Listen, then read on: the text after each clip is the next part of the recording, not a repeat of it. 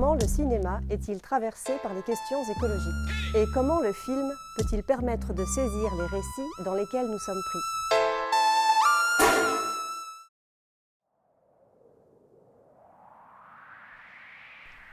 La planète est ravagée par la pollution et les conséquences d'une grande guerre, celle des 7 jours de feu. Depuis, une forêt toxique, la Foucaille, s'étend et menace les communautés de survivants, éparpillées et en conflit. Le film donne à voir le devenir d'une humanité sur une planète dévastée, dont l'atmosphère devient progressivement invivable. Il interroge ainsi le rapport des humains à leur environnement, ainsi que l'organisation de leur société. Encore un village mort. Ce sont de grandes questions souvent posées par le cinéma d'anticipation. Yannick Rumpala explique que la science-fiction pose les questions de l'habitat, l'habité et l'habitabilité de la Terre. Il propose le terme de prototopie pour décrire des espaces exploratoires, des espaces de production, de représentation et d'idées qui peuvent permettre de réinterpréter une situation et de développer des expériences de pensée.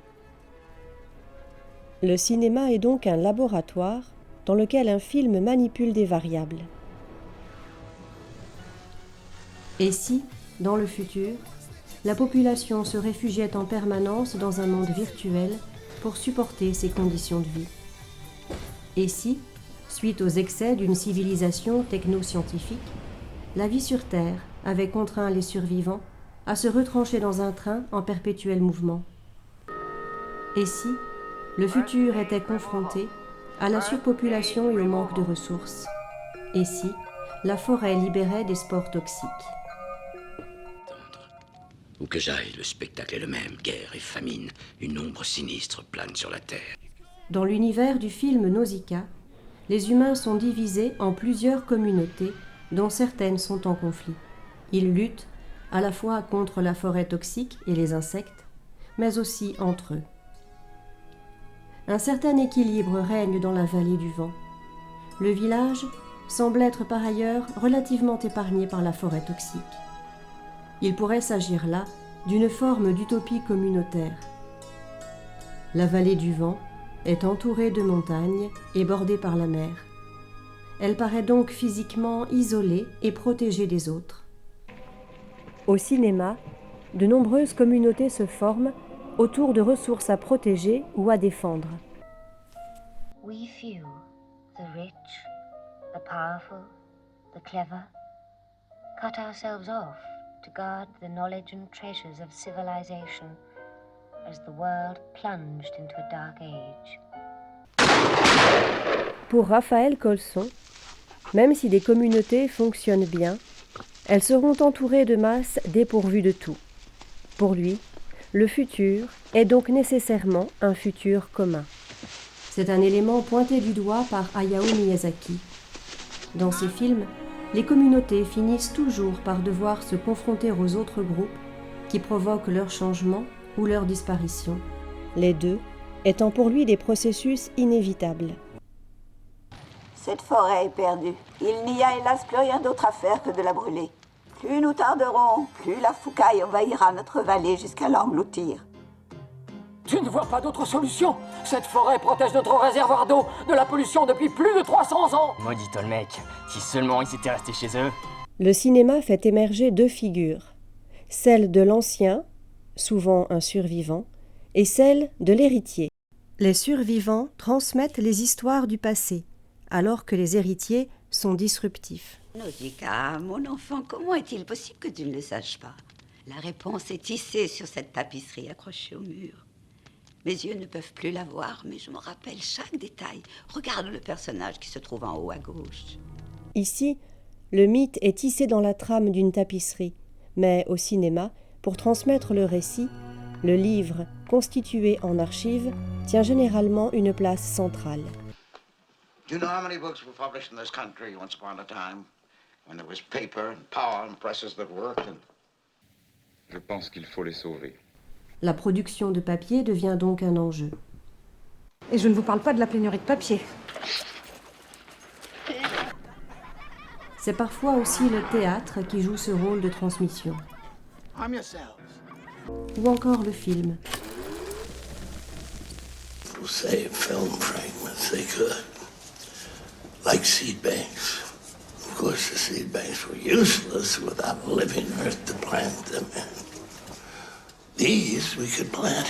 Ce motif récurrent au cinéma témoigne d'un besoin de consigner, de ne pas perdre la mémoire, le passé, de transmettre, de laisser une trace, de comprendre comment on en est arrivé là.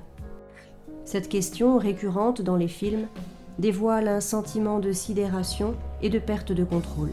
Mais pourquoi ? Pourquoi ? Qui a bien pu mettre le monde dans un tel état de décomposition ? Physics went insane.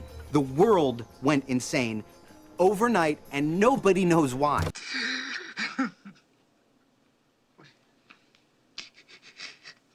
How do we come to this? Il y a aussi dans Nausicaa l'idée d'une période de transition. Les grands arbres ont poussé, puis ils ont rapidement évolué pour purifier le sol.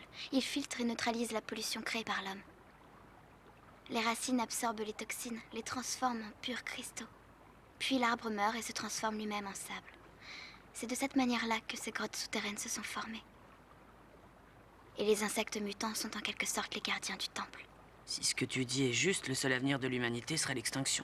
Les arbres mettront des siècles à purifier le sol. C'est bien trop long, on ne pourra pas survivre aux poisons ni aux insectes. On retrouve cette idée de transition dans Dune. Les Fremen s'attellent à un projet de modification de la planète qui conduira, à terme, à la disparition d'une grande partie de leur culture. Baptiste Morisot parle de notre monde actuel comme un monde en proie à une crise de nos relations au vivant, à une crise de sensibilité, comme un appauvrissement de ce que nous pouvons sentir, percevoir, comprendre et tisser comme relation à l'égard du vivant. Vous êtes chiants, les gars. C'est pas nous qui sommes chiants. C'est la nature qui est chiante. Je m'emmerde, moi. J'en ai marre de la verdure. Tout est vert. Nausicaa vit au présent et est attentive aux signes. Elle est là, alors que d'autres personnages sont ailleurs, dans le passé, dans le futur, Les Mushiguyashi libèrent leur sport de l'après-midi. ou en surplomb, en extérieur au vivant. Comme c'est beau. Et dire que dans cette forêt de la mort, sans masque, mes poumons pourriraient au bout de 5 minutes. Elle joue, elle aime, elle connaît ce territoire hostile. Elle est attentive au vivant, autour d'elle et en elle. Alain Damasio parle du vivant qui pulse en nous, hors de nous et à travers nous. C'est bizarre, mon cœur se met à battre plus vite. Au cinéma, au contact du vivant, les corps s'éveillent. L'esprit s'apaise. L'humain se ressource.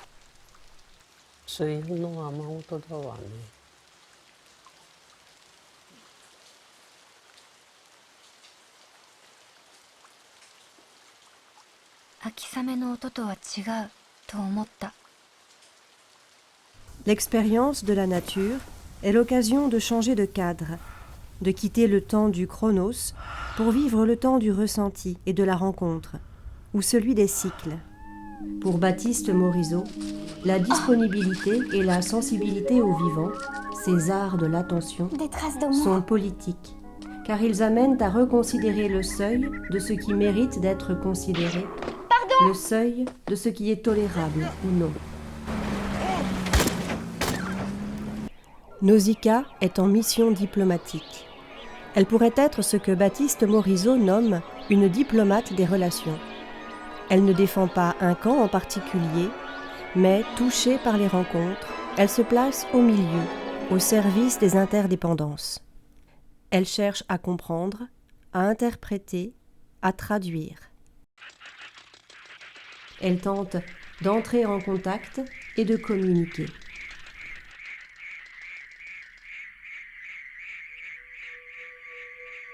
Retourne dans la forêt, tu es fort, tu peux voler. Ce qui permet la rencontre et la communication c'est ici l'empathie. Ne sors pas d'ici, rentre là-dedans. Un homo, un bébé homo. Encore une preuve que les insectes ont ensorcelé ma fille. Donne-le-moi, Nausicaa. Mais il est tout petit, il n'a rien fait de mal. Les insectes et les hommes ne sont pas faits pour vivre ensemble dans le même monde, tu le sais. Elle prend en considération ces autres manières d'être vivant, car habiter, c'est toujours cohabiter. Plusieurs villages ont pour projet la destruction de la forêt toxique par une arme technologique. La Foucaille va vous envahir. Votre peuple est en voie d'extinction. Unissez-vous au peuple Tolmec pour qu'ensemble, nous puissions brûler la Foucaille. Brûler la forêt toxique? C'est impossible! Nous avons fait revivre une arme technologique d'une puissance phénoménale. Grâce à elle, les humains avant nous avaient conquis la Terre. À tous ceux qui choisiront de me suivre, je promets aujourd'hui que demain, ils ne craindront plus ni les insectes, ni les poisons mortels. Cette arme est un guerrier. La vieille femme rappelle que ce sont ces guerriers et la guerre qui sont à l'origine même de la pollution dont ils sont victimes aujourd'hui. Faire appel à cette arme, c'est donc à la fois recourir à une technologie mortifère et excessive, mais c'est aussi ne pas apprendre du passé et rester enfermé dans un schéma simpliste et binaire qui oppose les humains à la nature en niant toutes les relations autres qui se tissent en dehors de cette opposition artificielle. La critique du développement croissant de la technologie est un motif récurrent au cinéma. Au-delà de l'omniprésence de la technologie dans certaines visions du futur, c'est l'analyse du rôle qui leur est confié qui est intéressante. La technologie assiste les actes quotidiens, reléguée de ce fait à la perte de temps. Elle engendre aussi une perte d'autonomie.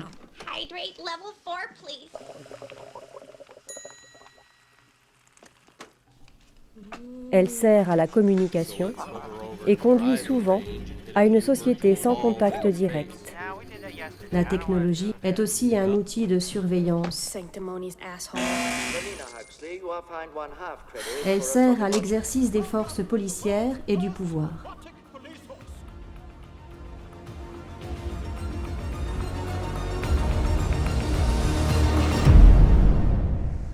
Hayao Miyazaki n'est pas hostile à la technologie, mais occulte qu'on lui voue en tant que gage, voire condition, de la réalisation d'une société accomplie. Il cherche plutôt une forme de convivialité, au sens donné par Ivan Illich.